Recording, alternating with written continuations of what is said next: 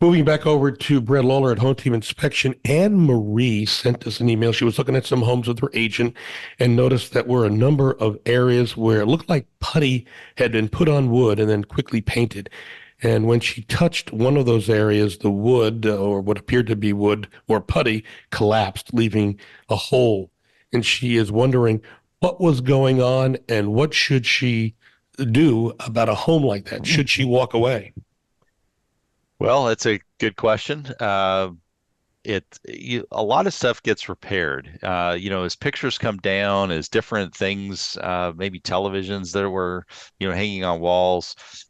When those things come down, sellers oftentimes will try to do patching of those holes. Nothing wrong with that.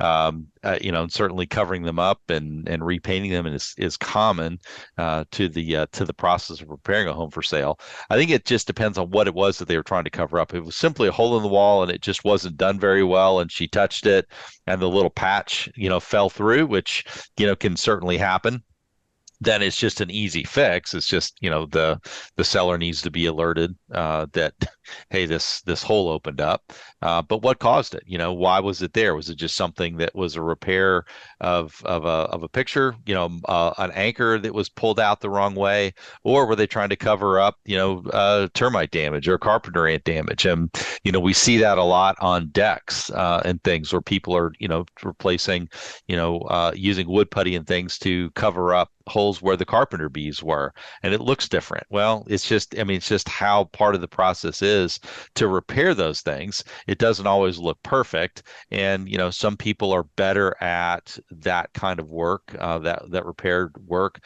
than others. Some it's very evident, others you wouldn't even know that it was done. So I would have to kind of consider what caused the hole, and is it just something that was poor craftsmanship, poor handyman work?